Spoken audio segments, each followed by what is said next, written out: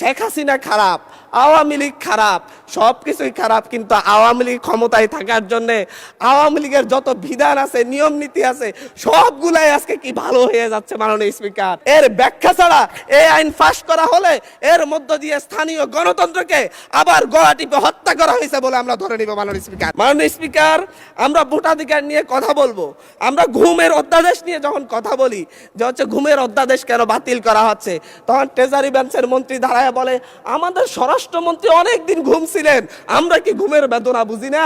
আমাদের মাননীয় প্রধানমন্ত্রী এতদিন নির্যাতন ছিলেন, আমরা কি বুঝি না ঘুমের বেদনা? শেখ হাসিনার মতো স্বজন হারানোর বেদনা এত বেশি বুঝেন, কিন্তু এই ঘুমের অধ্যাদেশ, ঘুমের তদন্ত করতে হলেই আপনাদের সরকারি কর্মচারীর বিরুদ্ধে তদন্ত করতে হলে সরকারেরই অনুমতি লাগবে, সেই আইন করে যাচ্ছেন। আবার বলতেছেন যে হচ্ছে সরকারি কোনো গোপনীয়তার জন্য কাউকে গুম করা হলে সেটা গুম হিসাবে যেন বিবেচনা করা না হয়। এটা তো দ্বিচারিতা ছাড়া আর কিছু না মাননীয় স্পিকার। মাননীয় স্পিকার, মানবাধিকার কমিশন অধ্যাদেশ বাতিল করে দিয়ে আবার সেই শেখ হাসিনার 2009 সালের প্রয়োগ করা আইনে তারা ফিরে যাচ্ছে।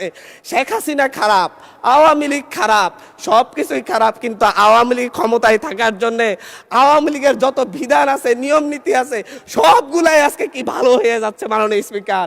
কিন্তু অভ্যুত্থান পরবর্তী যে মানবাধিকার অধ্যাদেশ, যেটাকে সকলেই গ্রহণ করেছে, সেই অধ্যাদেশকে তারা বাতিল করে ফায়ে ছুঁড়ে ফেলে দিয়ে মূলত জাতির সাথে প্রতারণা করছে মাননীয় স্পিকার। মাননীয় স্পিকার, এই জায়গায় আজকে সুপ্রিম কোর্ট সচিবালয় অধ্যাদেশ বাতিল করে দিয়েছে।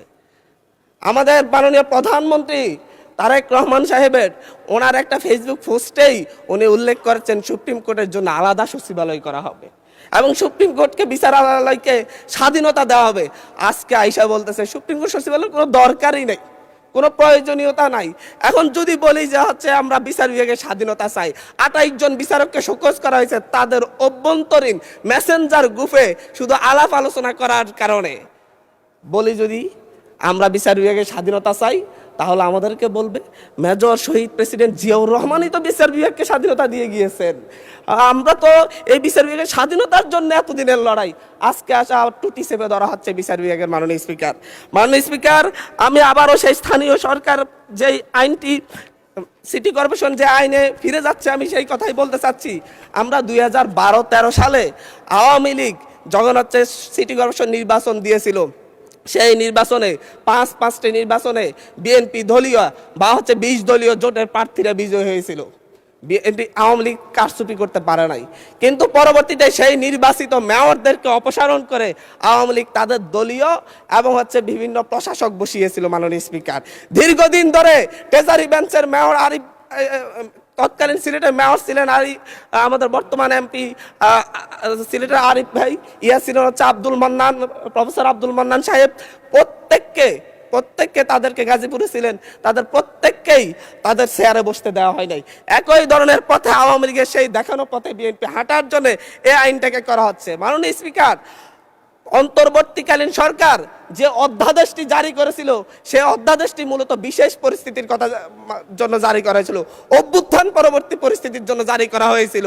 কিন্তু বর্তমানে এই বিশেষ পরিস্থিতির কি প্রয়োজন, কেন এইটাকে আবার আইনে রূপান্তর করে মূলত স্থানীয় সরকারকে শক্তিশালী করার বিপরীতে দুর্বল করে তার পিঠে একটা, তার গলায় একটা ছুরি ধরে রাখার কি প্রয়োজনীয়তা পড়লো, এর জবাবটা অবশ্যই আমরা চাইব মাননীয় স্পিকার। এবং বিশেষ পরিস্থিতি বলতে কি বোঝানো হয়েছে, বিশেষ ব্যক্তি, উপযুক্ত ব্যক্তি বলতে কি বোঝানো হয়েছে, এর ব্যাখ্যা ছাড়া এই আইন পাস করা হলে এর মধ্য দিয়ে স্থানীয় গণতন্ত্রকে আবার গলা টিপে হত্যা করা হয়েছে বলে আমরা ধরে নিব মাননীয় স্পিকার। ধন্যবাদ মাননীয় স্পিকার। মাননীয় প্রতিমন্ত্রী, আপনিও এই ব্যাপারে